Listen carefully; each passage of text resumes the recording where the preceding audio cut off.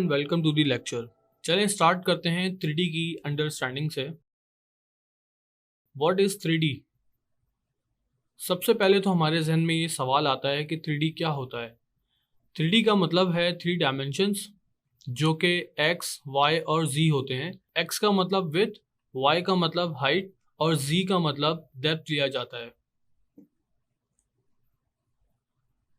जो हम हकीकी दुनिया में अपनी आंखों से देख सकते हो वो 3D ऑब्जेक्ट्स कहलाते हैं, क्योंकि वो 3 डायमेंशंस बेस्ड होती हैं।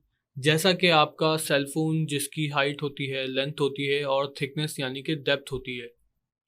3D को समझने के लिए 2D का भी समझना ज़रूरी है। चलें बात करते हैं 2D एंड 3D की।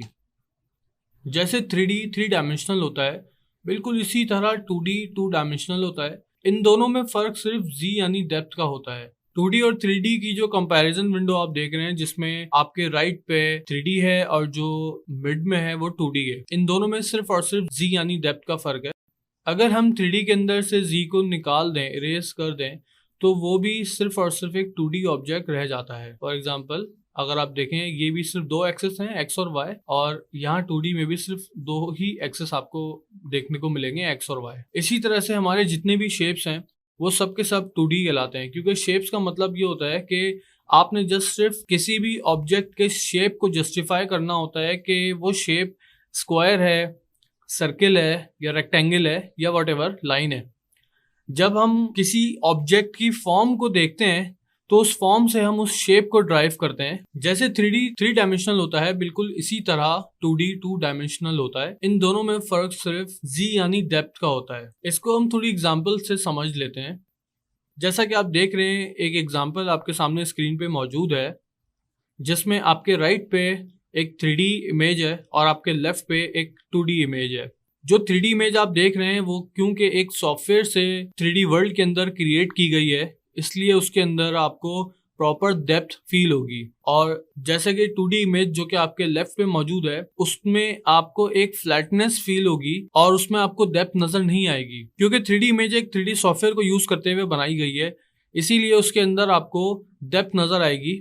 मिसाल के तौर पे अगर आप फेस का ये एरिया अगर आप देखें तो इसके अंदर आपको एक डेप्थ फील होगी।